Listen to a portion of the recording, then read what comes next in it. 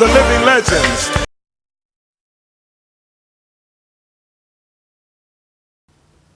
Greetings and welcome to another edition of Eavesdropping on the Elders. That's right, Eavesdropping on the Elders. We bring you this show, thanks to Conscious Media Productions, to invite you to be informed about some of our elders in our community and some of the things that they've done. And you know, those elders that we don't normally see on TV and in the newspapers and in other media.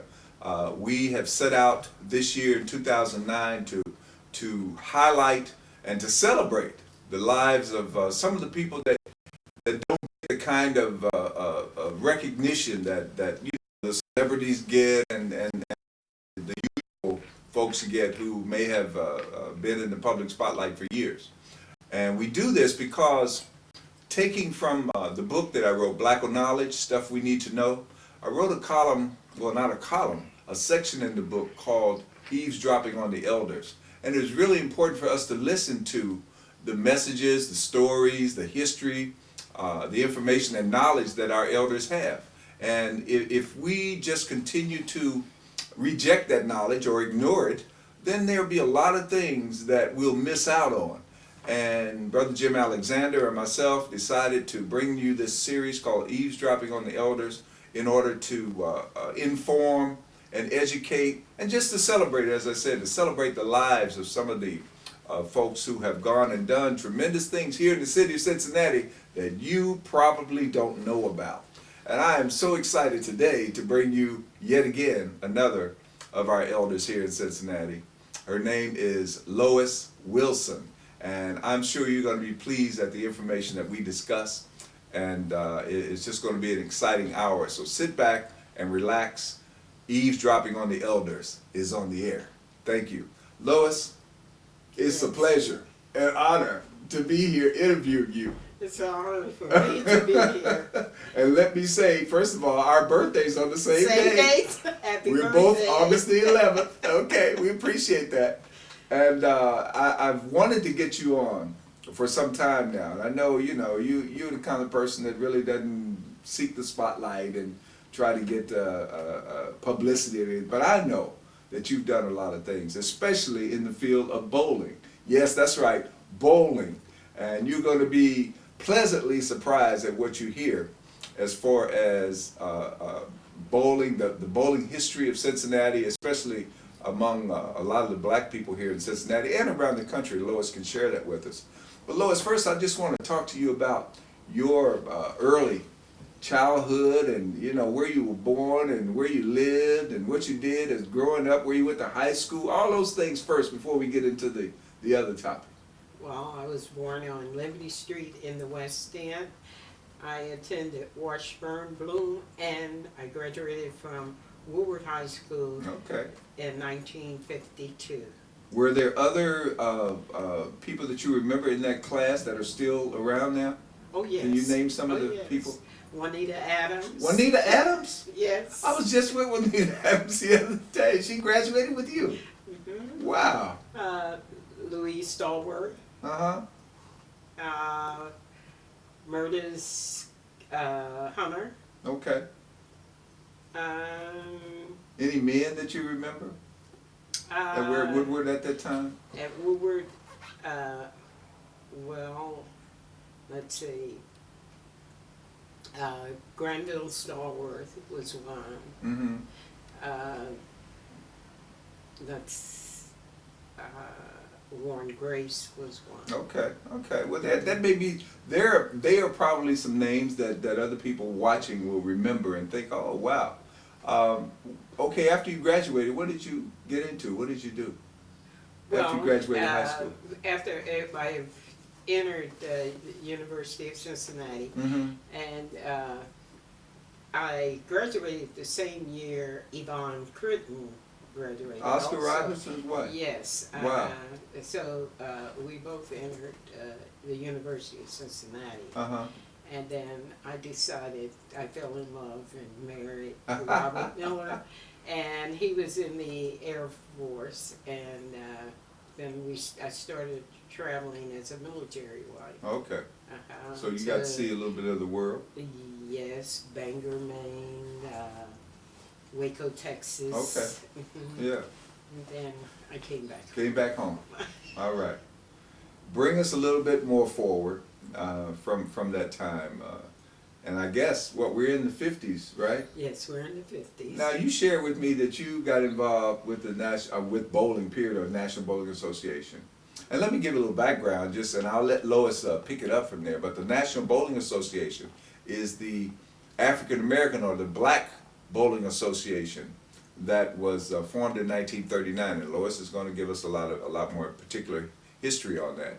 But I wanted to talk to Lois and have her share her life and her information about or within the National Bowling Association and the sport of bowling itself, to let people know here in Cincinnati how significant Cincinnati is in the area of bowling, especially black bowling.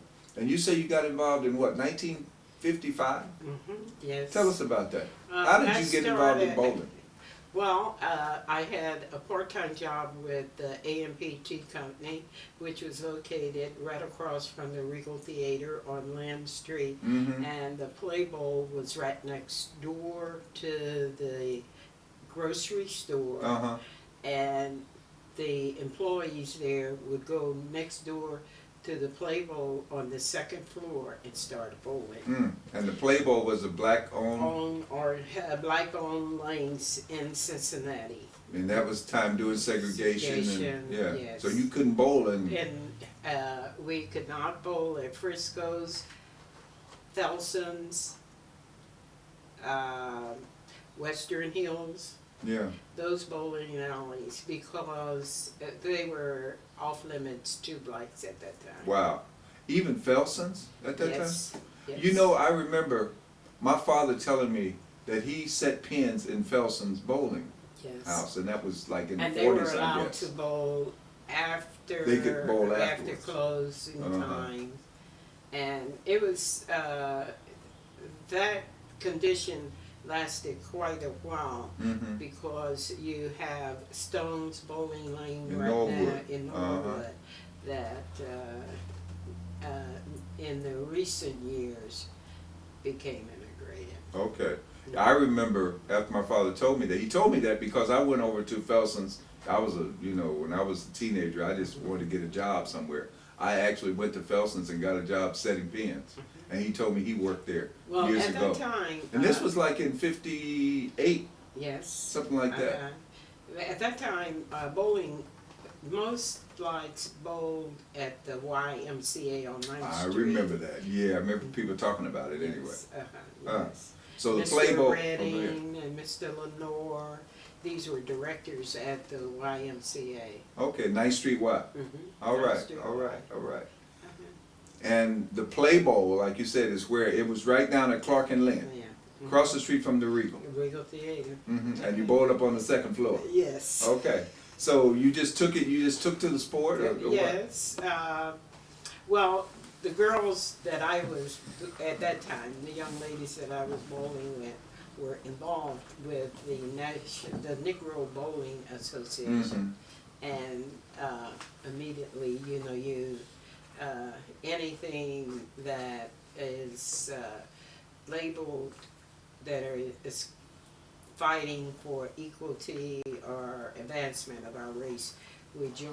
And so I joined and found out that they traveled, and I traveled for a long time with them in bowling. Now you just said something very significant. You probably don't even realize it, but I have to stop and point that out. You said anything that worked, or any organization that worked for the advancement of our race, we supported. You know how important a statement that is? Especially now, in 2009. That's exactly the mindset we should have now. And it doesn't have anything to do with disliking anyone else. It just has to do with supporting yourselves and building a future for your children.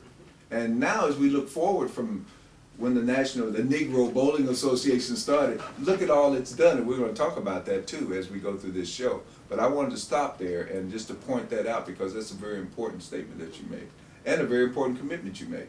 Yes. So you started bowling in leagues and started traveling around the country and bowling? Yes. And as you traveled around the country, what did you notice about bowling in terms of the bowling lanes that you used and everything? Well, we only bowled in certain areas. Mm. Bowling lanes that were located in black communities Uh-huh. at that time. Mm. And as the organization began to grow, that meant that the facilities that we contracted with had to be larger. Mm-hmm. Right, right. Yeah, and that meant you had to go and bowl or yes. contract with houses that were owned by non-blacks. Mm-hmm. Yeah. Now, back then, there must have been a few or quite a few black-owned bowling centers around the country. No. Or black operated or what? The first black-owned bowling center was in Cleveland, Ohio. Uh-huh. And then there was also a black-owned bowling center in Chicago and in Annapolis. Mm-hmm. These are founding cities of the organization Yeah. itself. Mm-hmm. Now, I'm told that Joe Lewis owned Yes, one or in two bowling Detroit. centers. In Detroit. Okay. Yes. Okay. Okay. So, the advent of the Negro Bowling Association, of course, it started in 1939, Mm-hmm. and it started because black people were not allowed to. Join at that time, it was ABC, American Bowling Congress, Uh-huh. and the WIBC, Women International Bowling Congress. Black people were not allowed there. Were not, they had a non-Caucasian clause in their constitution. Okay. And That the non-Caucasians were not allowed to be participants in those organizations. Wow. Mm. So black folks stepped up and did what they had to do, right? Because the need, as the organization was growing, the need became greater. Mm-hmm. So, not being able to belong to these two organizations, because it's like a spring off. You have the Proprietors Association. Oh yeah, I remember that. And they did not allow us to participate or run our tournaments in there. So we took the next step, Mm-hmm. and that was we took it all the way to the Supreme Court. Oh wow. And in 1944, the ruling was they had to strike out the non-Caucasian clause in their constitution. And that was in 1944. 1944. Wow. So you won. You took them to court and won. Yep. That's exactly the kind of Before action. me took them. Yeah, you didn't do it. Right. That's right. You didn't do it. You weren't around then. Yeah, that's right. Yeah, that's right. We don't want to date you way back there. But that's significant, But that though. That's a wasn't good the lesson end. for us today. Yes. It wasn't the end. What else No, happened? it wasn't the end, because still there are means that are used even today to prevent non-Caucasians for participating. You have to look at the television when you see the professional bowlers Oh yeah. on TV. Do you ever wonder why there Good point. are No why blacks. there are no blacks Yeah. on there? I could probably count, from my experience in bowling, probably no more than 5 or 6 black people who were professional bowlers during the time that I bowled. And I remember someone telling me, either Ruth Payne or yourself, that Fuller Gordy, Barry Gordy's brother, was a pro bowler. Yes. And And then, then we had the first black woman here in Cincinnati was Hattie Palmer. I remember that became- name. Became Wow. pro. Now what about D. Hart Hubbard? D. Hart was the national president of TMBA in the early years. Okay. Most of the people in Cincinnati would remember D. Hart as being the broad jumper that participated in the Olympics Yeah. and won in front of Adolf Hitler. He was in the 36 Olympics with Jesse Owens. And I remember over on Seymour Avenue, there's a park, and I remember seeing a plaque with his name on, D. Hart Hubbard. And a lot of people, again, don't even know that this came out of Cincinnati. Mm-hmm. And he was involved in bowling. He was the president of the bowling association. Well, not only with the bowling, but the Negro Bowling Association was just like the Elks.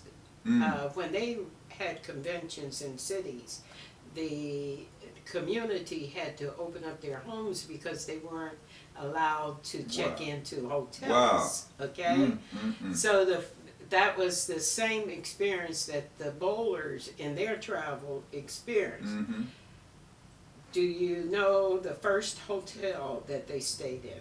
In Cincinnati? In Cincinnati. I would guess the Mann's Hotel, owned by Horace Sutter, up on Chapel Street, across from Thompson McConnell. I remember that hotel. That was the first hotel that the Negro Bowling Association stayed in. Wow. Now, let's just think about this.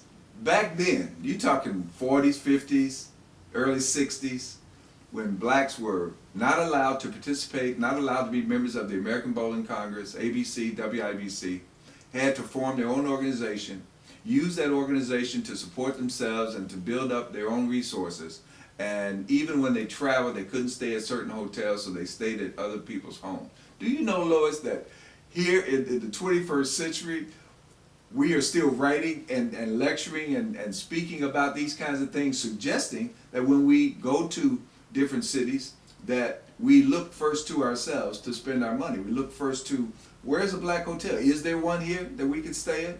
And it seems so appropriate to point out that our elders did what we're talking about doing in the 21st century. They actually did. And I know segregation existed and all of that. But the point is that they supported one another and they circulated their money among themselves. And that is such a great lesson for us today when it comes to economic empowerment. Everybody knows that I'm really always talking about economic empowerment. So during those years when you were bowling, and that takes us up to what year? You started in '55 at the Play Bowl, and then how did you get involved in the administration side of it? George Wilson was president of the local Senate. We're known as the Queen City Senate. Right. And now George was not related to you. No. Okay. George was not related. Okay. All right. We just happen to have the same last name. Yeah. But anyway, he put in a bid for the convention and tournament to be held in Cincinnati, and this was in 1966.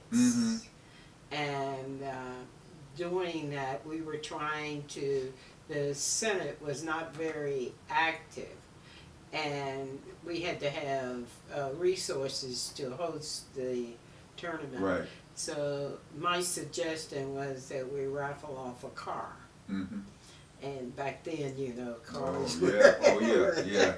1966, you get a brand new car for what, about $3,500? The Norwood Ford Company gave us a good deal on a red Mustang. And we raffled that off to get the finance. And that was how I became involved on a national level and being introduced, because I only attended the tournaments. Right. I did not attend their convention. The formal meetings and conventions, right. And every year they have a convention. Yeah.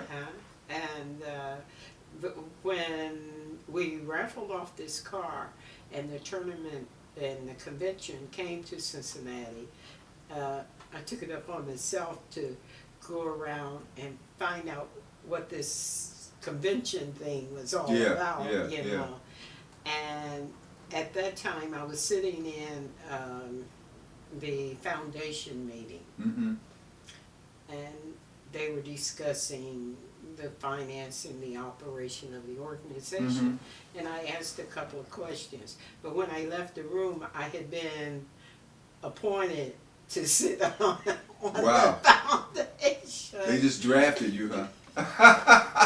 That's the way you have to do it sometimes.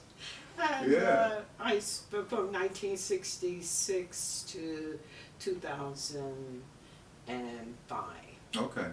Now let me take you back again to 1939 when the organization was started.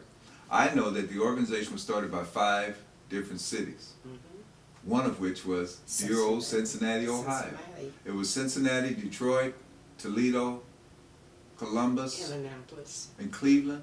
Uh-huh.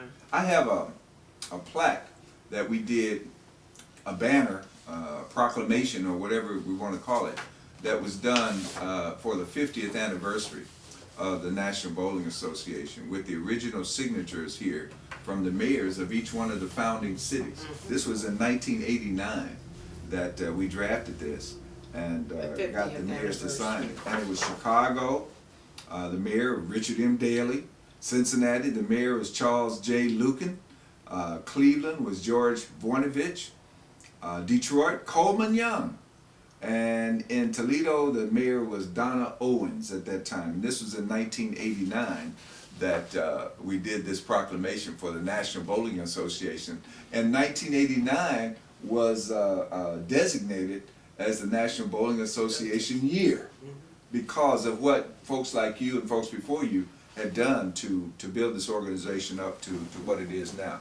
I just wanted the people to know about that as well. That Cincinnati played a significant role in the founding of this organization, and is still heavily involved through its, what you called, and what you told us they called synods. Instead of chapters or branches, they're called synods. So the Cincinnati Synod is the Queen City Synod, and it's still active. And okay, let's see, we're at around 19 what now? You got involved with the administration in '66. And then you started working on tournaments? Because I know you've been involved with the regional tournament for a long time. Yes, George Wilson and I fought to have a central region because the eastern region used to have an annual tournament. Mm-hmm. And so they allowed at that time we were considered the western region. Cincinnati was in the western region? And we were considered the western region. It was only two regions. Oh, two regions, okay. The east and the west. Okay. And when California and Los Angeles became a Senate in '71, then we became the central, and the western region was formed. Okay, okay. Now, do you know right now how many senates there are? Because 111. I remember when there were 82. There are 111 now. Wow, 111 all over the country. And what about Bermuda? We still it's still there. Wow. Yes. That's great. But when did you take over as the regional tournament director? In 1980. And you did that for how long? To 2005. Wow, 25 years.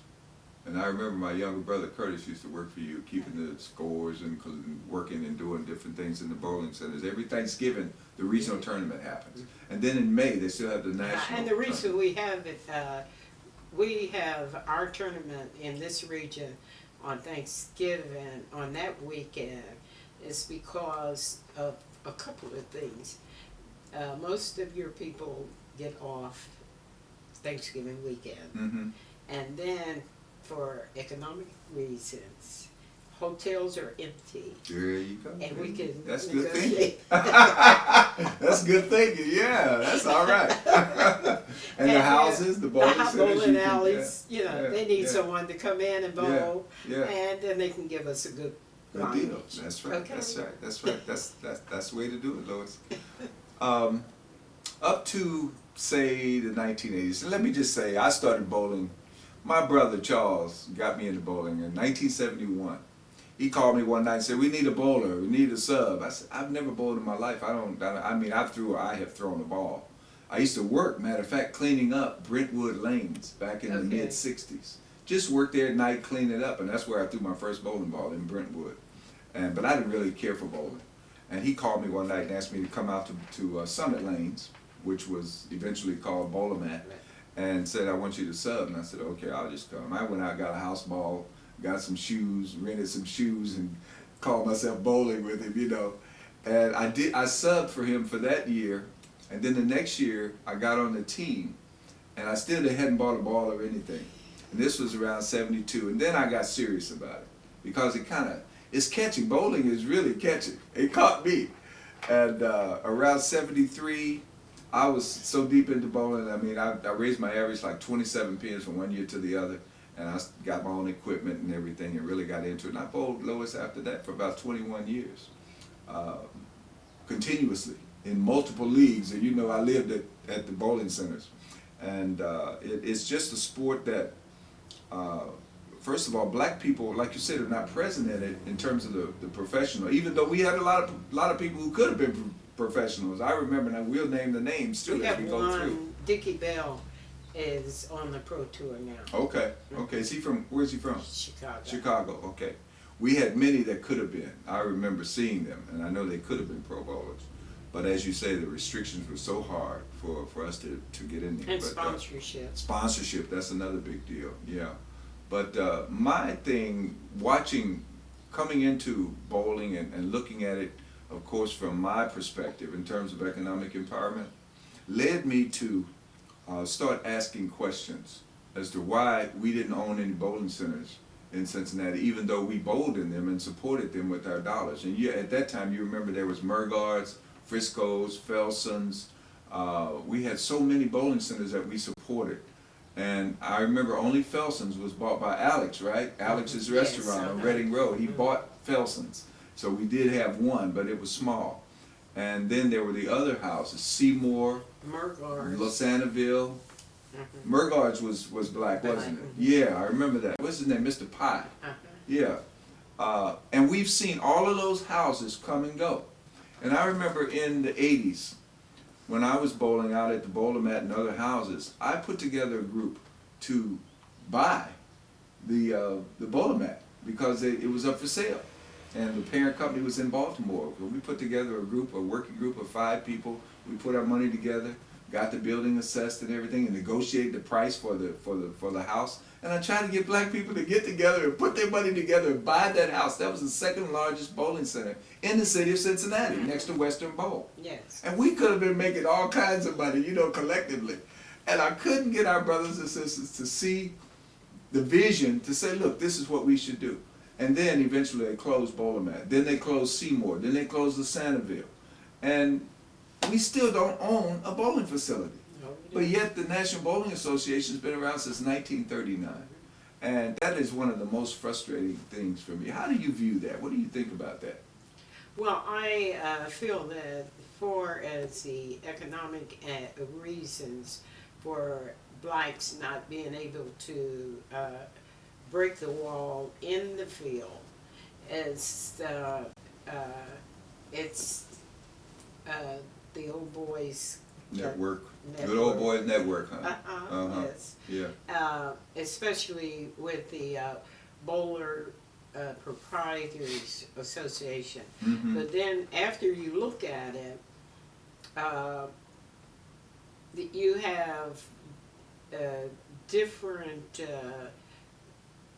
bowling supply companies now that are the AMF and all that are getting into buying the properties.